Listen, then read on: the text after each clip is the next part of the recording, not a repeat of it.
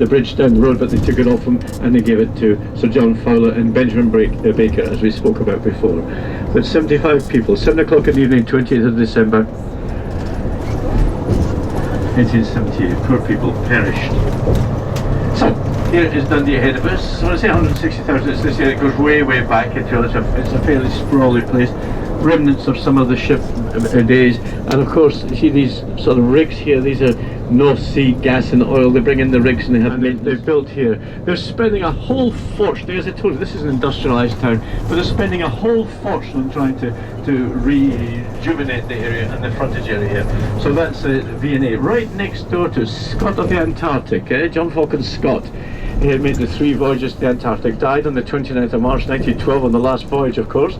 But this is his boat, Discovery, is directly behind the V&A building. We'll see it as we're going past. But what a brave man, or foolhardy man, to go to the Antarctic on this vessel. I can see the mast just above the building. Do you see it? To the left. We'll go past and see if Kev can go a wee bit slower. And we'll just be, you'll see us. What's that all about?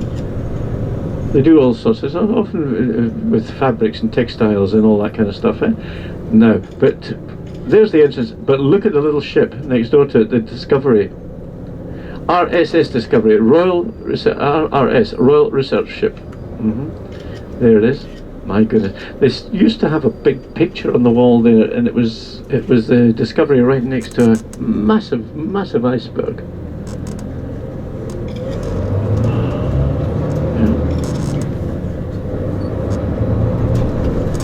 You'll see as we're going along here, folks, there's the stations on the right hand side. That's been there since the middle of the 19th century, the station.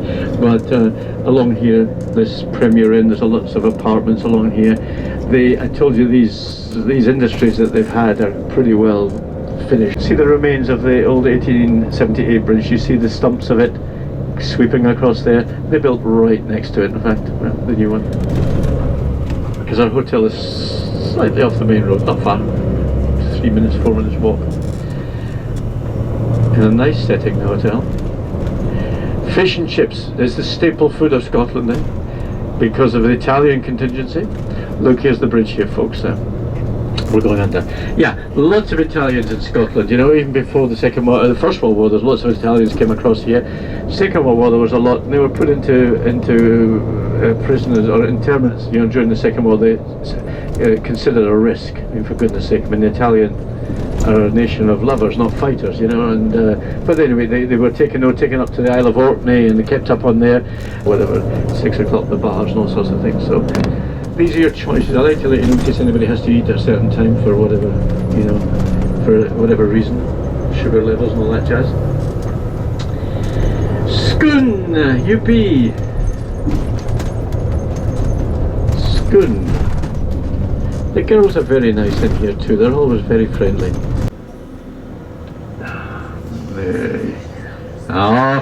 I told you he's the best in the West. If you were on here, he'd just go through here at 100 miles an hour. He just wants to keep you calm. He'd zip through. Look at these lovely trees, aren't they gorgeous? Look at the beach, the Copper Beach there. Isn't that lovely? I love it. There's trees being, of course, if there's any deer or something, that's why these are surrounded, to give them some sort of protection. These wooden palletty head type of things.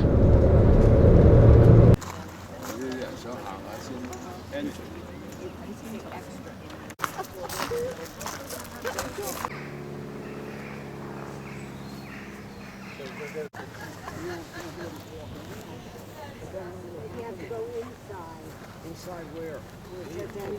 Nobody went in there for group. Nobody went in? No. No, come back. Will you come back here? No, turn this way. No, come up. Come this way. No. Turn back. It's back. It's back. Oh, it's back? I zoomed in and it doesn't even find me.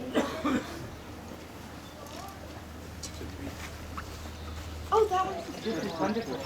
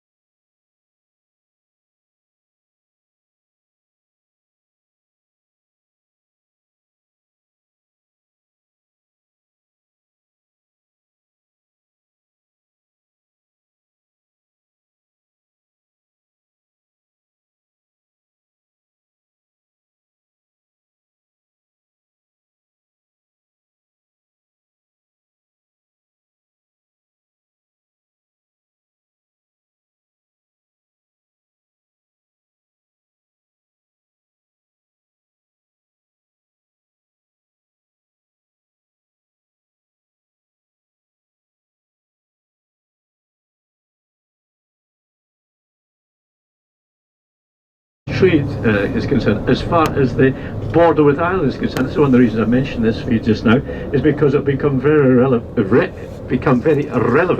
when we get to Ireland and we cross over. You'll see we're going across Ulster, we're going across into the Republic. And I'll tell you how things were before then and after. You know, Kevin knows them more now. Kevin lives in the north of Ireland, so he sees it on a day-to-day basis, you know. But so there's lots of, but Europe are going to stay firm because they don't want everybody to. If Britain get away and have a wonderful deal, which they're incapable of getting, but if they did, hypothetically speaking, then, you know, the likes of Greece will leave and Spain will leave and all the different countries will splinter. You know, they'll all go. Wait, are there any good candidates? Are there any good candidates for the Prime Minister? It's very hard to say. I really don't know. I mean, they're all kind of tarred with the same brush, you know what I mean? And the confidence in the politics is a Marxist and ex-Trotskyist. His name is Jeremy Corbyn, and giving people guidance, the rest of the country guidance from the opposition. It is a disaster as far as he's concerned, you know. He could be showing the way forward, but no, it's so there's no confidence in him. And all the while that's going on, I mean, at this minute in time, it's just there's just no confidence. There's no confidence left in them at all. It's not going to, you know, it's not going to work. It's going to happen with it. And then Scotland comes in, and this is relevant for us, of course. You know, because Scotland in 2014, they voted. They had a vote put to them by the British government, where they want to stay in part of the United Kingdom, or they want to leave. Now bear in mind, Scotland, England, Wales and Northern Ireland, that makes up the United Kingdom. And they really want on the, you know, they said, no, you can't do that, you can't leave, don't leave. And there was a big, bad deal. And so as a result, they were the only country, civilised country, that decided not to take independence, you know. And so they're paying the price now, because at the time one of their arguments was this was stay with us when we get, you know, when we have a negotiation with you, when everything is done, you will be equal partners, you'll be equal, your voices will be heard. So when it came to the vote for the leaving Europe, in England it was 52-48 in favour of leaving, very, very close. In Scotland it was 65-35 to stay, to remain. So that's a big difference. And of course they're saying, well, we're partners, you said you're going to listen to what we're saying. Not a jot, you know what I mean?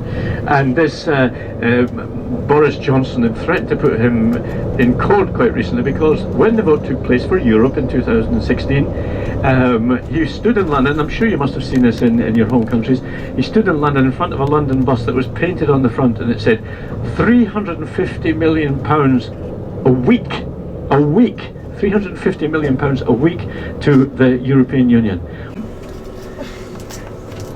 This is pretty typical, the style, you know, the slate roofs and the whitewashed walls. Diageo, they own so many things now, don't they? They've got their finger in so many pies. I don't know if that's a good thing or not. But Kevin's going to reverse back into here. I think I can feel it. So yeah, there you go, good chap.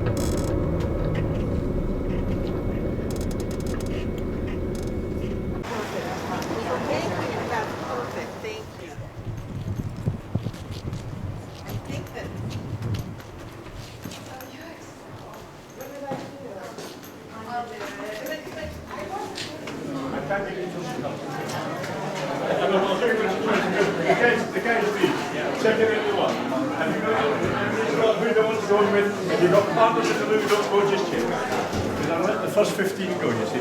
The others?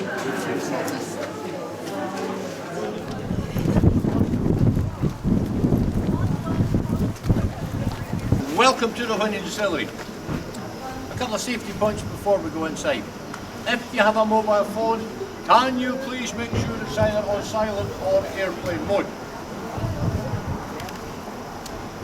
If you wish to take photographs, that is perfectly fine with the mobile phone, but not with a proper camera. And once we get inside, none of that either. Alright just now, but once you go inside,